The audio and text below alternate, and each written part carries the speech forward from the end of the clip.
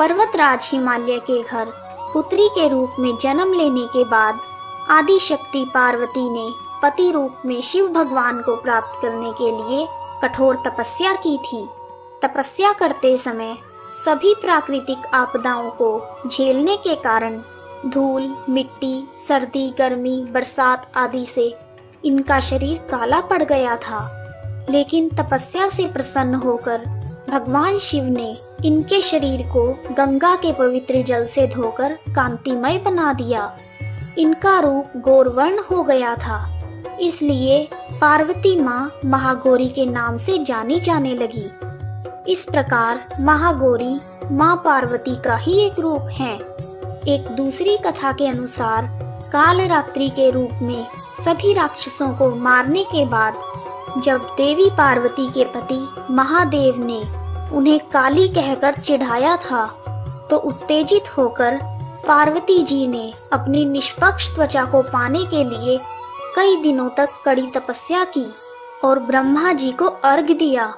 ब्रह्मा जी ने प्रसन्न होकर देवी पार्वती को हिमालय में मानसरोवर नदी में स्नान करने की सलाह दी। ब्रह्मा जी की सलाह को मानते हुए पार्वती जी ने मानसरोवर गंगा नदी में स्नान किया। मानसरोवर में स्नान करने के बाद उनकी गहरी त्वचा उनसे अलग हो गई और उसने एक स्त्री का रूप ले लिया। यह स्त्री कौशिकी है, जो राक्षसों शुंभ और निशुंभ का वध करती हैं तथा पार्वती माता ने अपने श्वेत रंग और सुंदरता को पुनः प्राप्त कर लिया और महागौरी नाम से जानी जाने लगी। आइए अब जानते हैं माँ गौरी की पूजा विधि। नवरात्रि के 8वें दिन महाअष्टमी के दिन माँ की पूजा कन्या रूप में की जाती है। दुर्गा अष्टमी के दिन सुबह स्नान करके देवी की पूजा की जाती है। पूजा करने के लिए लाल फूल, लाल चंदन, दिया, धूप आदि का प्रयोग किया जाता है।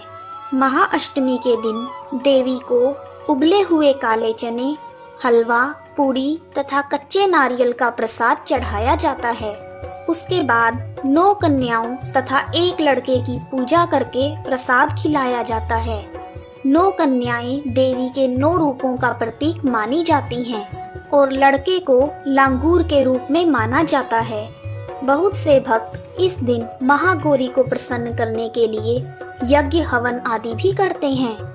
माँ गौरी की पूजा करने से समस्त पापों से मुक्ति मिल जाती है। यदि कुंवारी कन्याओं का विवाह ना हो पा रहा हो तो मनवांछित पति प्राप्त करने के लिए कन्याएं इस दिन महागौरी की पूजा करती हैं और विवाहित महिलाएं अखंड सुहाग के लिए महागौरी को श्रृंगार का सामान चढ़ाती हैं।